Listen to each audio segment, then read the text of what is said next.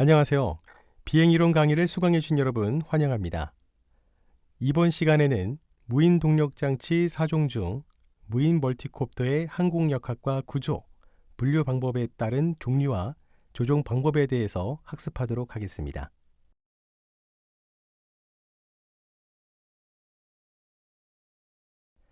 수강생 여러분은 멀티콥터에 대해서 잘 알고 계실 텐데요. 이 멀티콥터는 공부하실 때 양력이라고 배우셨죠. 이 양력이라는 표현이 틀린 답은 아닌데 올바른 용어는 아닙니다. 양력은 날개에서 에어포일로 인해 발생되는 힘으로 위로 상승하는 힘이고, 이 프로펠러가 만들어내는 힘은 일반적으로 추력이라고 부릅니다. 추력은 이 프로펠러 4개나 6개, 8개가 위를 향해 돌면서 뜨는 힘이 만들어지는데 수직 방향으로 발생된다고 해서 수직 추력이라고도 부릅니다.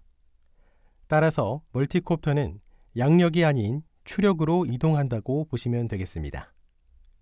멀티콥터에 발생되는 4가지 힘을 자세히 살펴보면 수직 방향으로 발생되는 수직 추력이 있고요. 전진이나 착륙으로 이동하는 경우 수직 추력을 기울어지게 해서 수평 추력이 생기게 되는데, 이 힘만큼 기체가 이동하게 되는 것을 수평 추력이라고 합니다.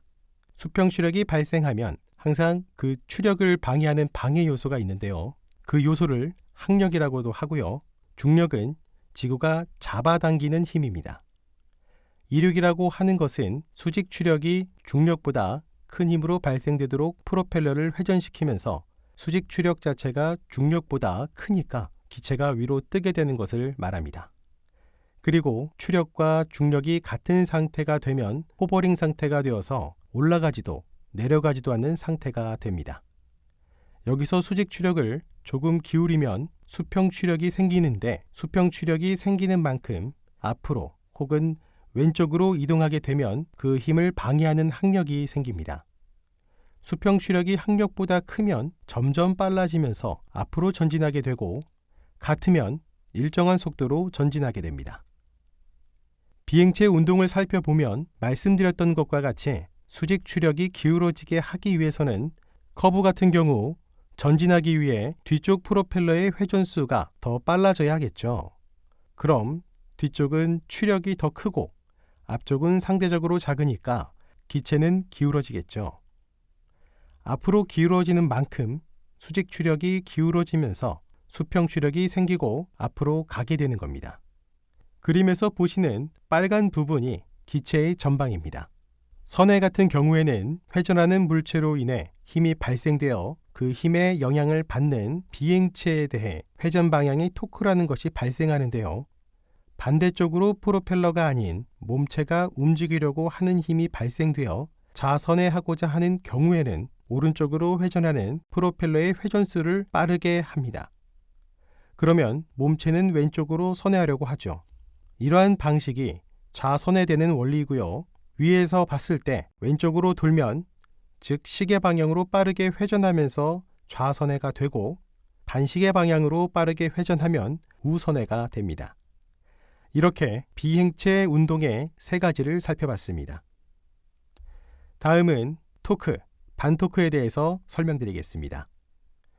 그림에서 프로펠러가 녹색 화살표인 반시계 방향으로 회전하면 그 프로펠러를 붙잡고 있는 몸체는 시계 방향으로 회전하려고 합니다. 이를 토크라고 부릅니다. 그런데 몸체가 토크 방향으로 돌면 안 되니 이를 방지하기 위해 밖으로 나가줘야 하죠. 이 장치를 반토크라고 합니다. 멀티콥터 같은 경우에는 회전하는 프로펠러 옆에 위치한 프로펠러가 반복적으로 회전하게 해서 반토크를 발생시킵니다. 토크를 발생시키는 프로펠러와 반토크를 발생시키는 프로펠러가 균형을 이루면 일정한 기수 방향을 유지한다고 이해하시면 될 것 같습니다. 헬리콥터나 멀티콥터는 지면 효과가 있는데요. 지면 효과는 지면이 후류의 영향을 받으면서 그 영향으로 인해 기체를 띄우는 힘이 발생되는 것을 의미합니다. 이 특징들은 용어들이 있다고만 알아주시면 될 것 같습니다. 다음으로 멀티콥터의 구조에 대해서 살펴보겠습니다. 멀티콥터 같은 경우에는 조종기와 송신기, 수신기가 있고요. 수신기에는 플라이트 컨트롤러라고 하는 제어기가 장착됩니다. 제어기에는 적절한 신호들을 모터로 보내면 각 모터에 달려있는 ESC라는 변속기로 신호를 보내줍니다. 변속기에서 이 모터로 일정한 회전 신호를 보내주면 그 회전수만큼 프로펠러가 회전하게 되겠죠. 이렇게 프로펠러가 회전하면서 상승하거나 하강하게 됩니다. 조종면은 앞에서 전진, 후진, 횡이동, 좌우 선회를 살펴봤기 때문에 넘어가도록 하겠습니다. 앞에서는 비행체의 운동에 대한 설명이었고 이 부분은 조종 원리에 대한 설명인데요. 앞에서는 횡이동, 전후진, 요잉을 설명한다면 이것은 조종 원리에 대한 설명입니다.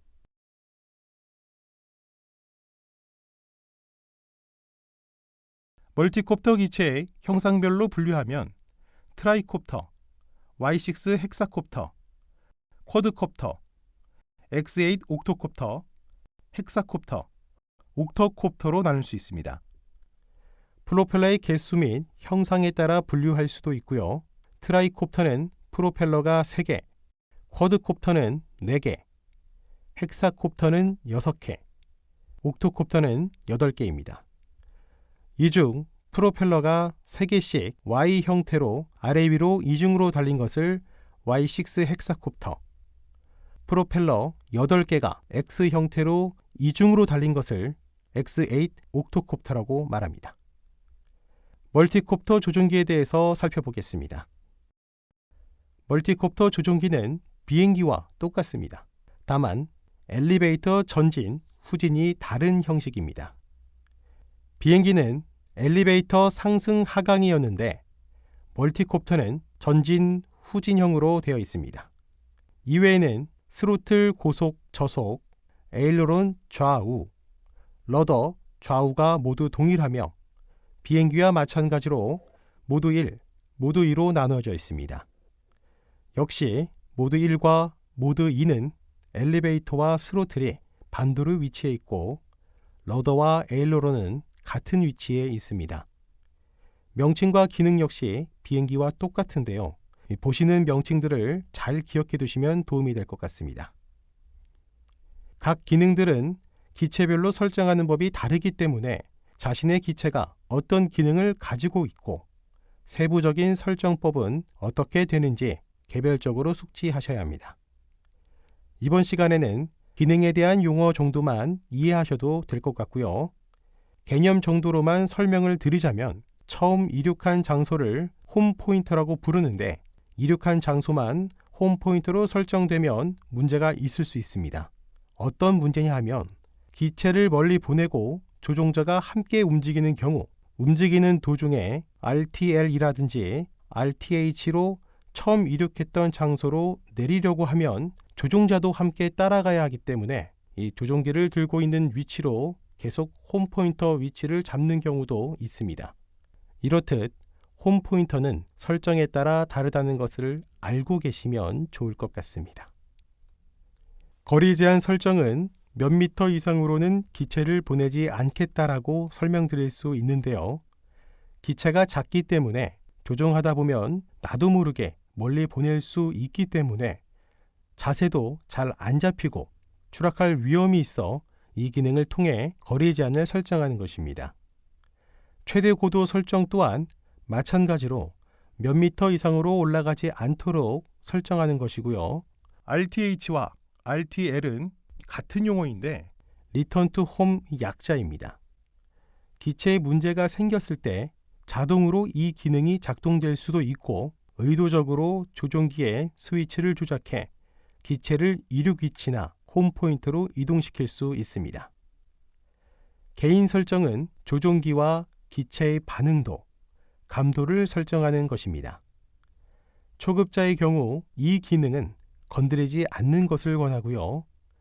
감도를 조절하면 기체의 움직임이 달라지기 때문입니다. 전체적인 감도 설정을 이 개인 설정이라고 한다면 익스포넨셜은 정해진 감도의 범위 내에서 조금 더 미세하게 감도를 조절한다고 보시면 되는데요. 이 전진 키를 전진 쪽으로 1cm 움직였다면 기체가 키를 친 정도에 비례하는 거리를 움직이겠죠. 예를 들어 50% 지점에서 시작해 이 앞으로 밀면 미는 만큼 비례해서 올라가거나 내려가는데요. S자로 이 커브를 그렸다고 상상해 보시면 중간에 움직일 동안은 꺾여 있으니까 여기서 이만큼 움직이니까 여기서는 작게 움직이겠죠. 굉장히 미세하게 움직이는 거예요.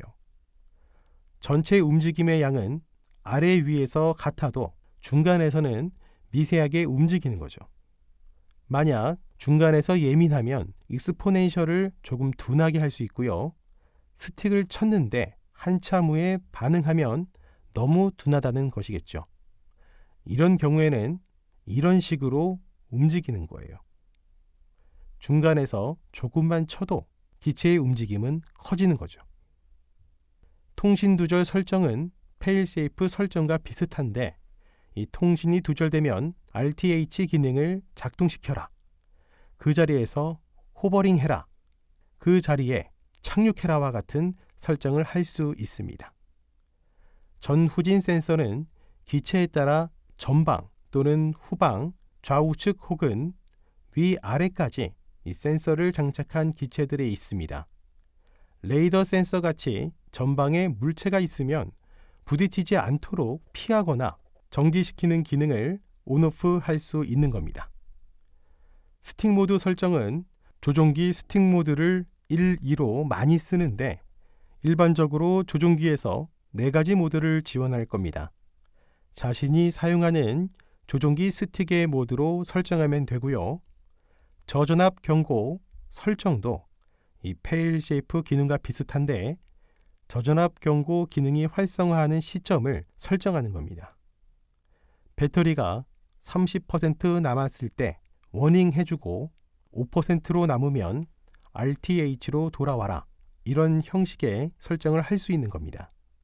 5%나 30%와 같은 형식으로 설정할 수가 있습니다. 한계 전압 설정은 더 이상 떨어지면 정말 위험한 상태가 되는 지점을 설정하는 기능입니다. 마지막으로 긴급 정지 모드는 공중에서 프로펠러를 정지시켜야 할 때 예를 들어 앞에 사람이 있는데 이 기체가 사람 쪽으로 향해서 바로 착륙시키고 싶을 때 어떻게 해야 될까요? 이 프로펠러 회전을 중단시켜야겠죠.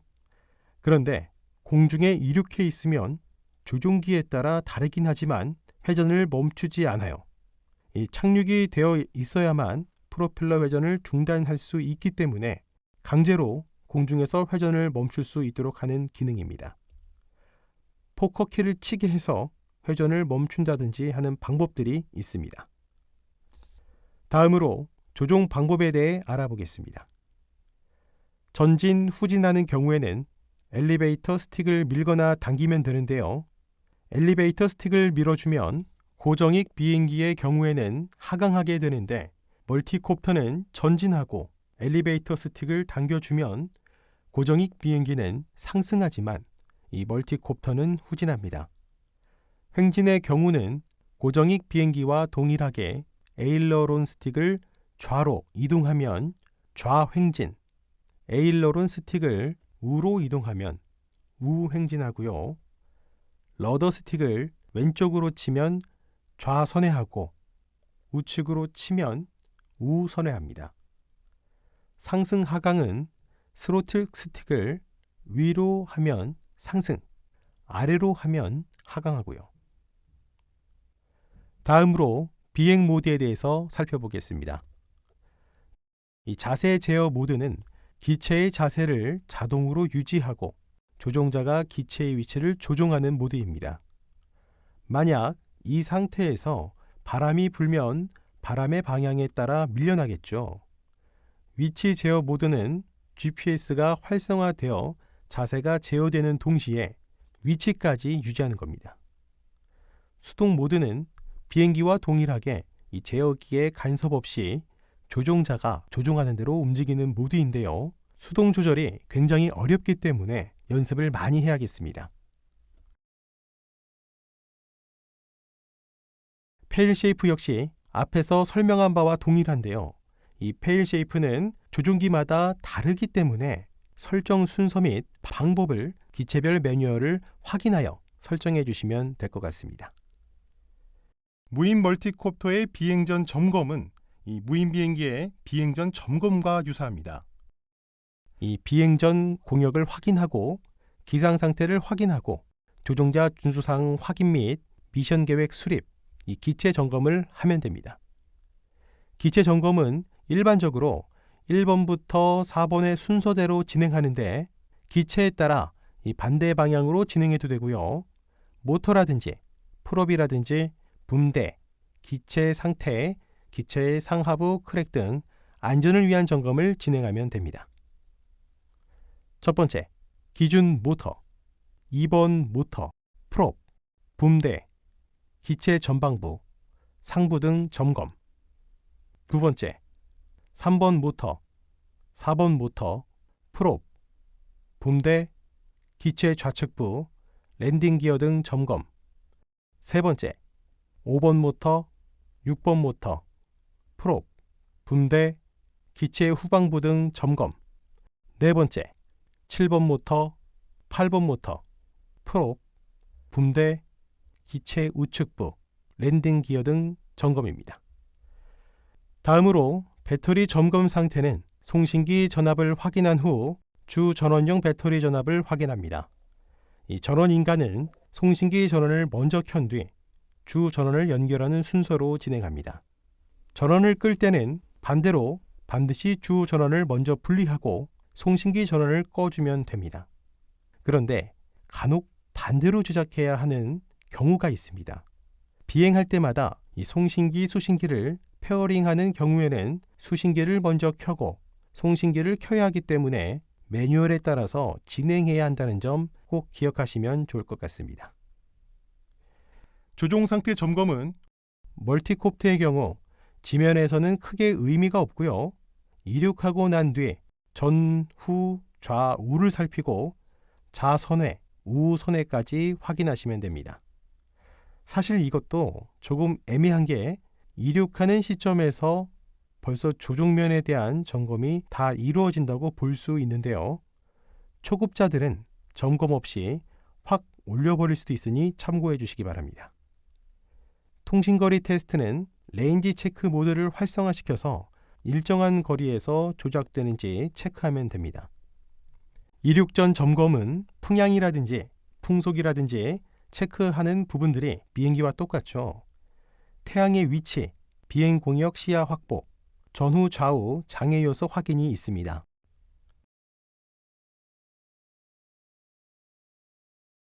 조종은 기본적으로 사종은 이륙과 착륙이 가능해야 하고요.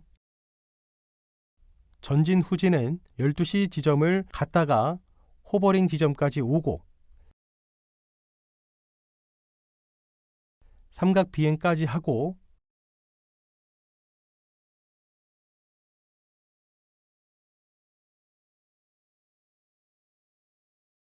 착륙하는 정도까지는 조작하실 수 있어야 하고요. 비상 착륙은 호버링 고도에서 2m 이상 상승해서 빠른 속도로 하강해 착륙하는 것인데요. 비상 착륙은 안전한 비행을 위해 어떤 식으로 연습해야 하는지 참고해 주시면 좋을 것 같습니다. 비상 절차에 대해서 살펴보겠습니다. GPS 모드에서 GPS가 두절되면 이 기체가 흘러가기 때문에 빠르게 자세 모드로 전환해 육안으로 착륙을 시도해야 합니다. 그것도 불가능하다면 송신기 전원을 껐다 켜서 연결이 제대로 되는지 확인하고요. 그래도 안 되면 상황에 따라 좀 다른데 이 기체가 가만히 떠 있으면 괜찮지만 한쪽으로 흘러가서 위험한 상황이라면 강제로라도 착륙시켜야 합니다. 상황에 따라 강제 착륙할 수 있는 적절한 방법을 강구하여 더 위험한 일이 발생되지 않도록 적절히 판단해야 합니다. 통신 두절 상태를 대비해 RTH 기능을 미리 활성화시켜야 하고요. 혹은 그 자리에 떠 있게 한다든지 랜딩 기능이 활성화되어 강제로 착륙을 시킨다든지 하도록 미리 설정을 해두셔야 합니다. 만약 움직이는 도중에 RTH 기능이 활성화되면 기체가 어떤 상태인지 모르니까 얼른 조종해서 착륙시키면 됩니다. 배터리 저전압에 대한 내용도 마찬가지로 저전압 상태가 됐을 때 RTH라든지 호버링 한다든지 랜딩 한다든지 설정에 따라 기능을 활성화시켜 진입하도록 하고요. 동력, 컷오프 기능을 활용해 복합키를 설정해 이 비행하는 도중에 강제로 엔진을 끄게 할 수도 있습니다. 여기까지 무인 멀티콥터의 비행 이론에 대해서 알아봤습니다. 긴 시간 시청하시느라 고생하셨습니다. 고맙습니다.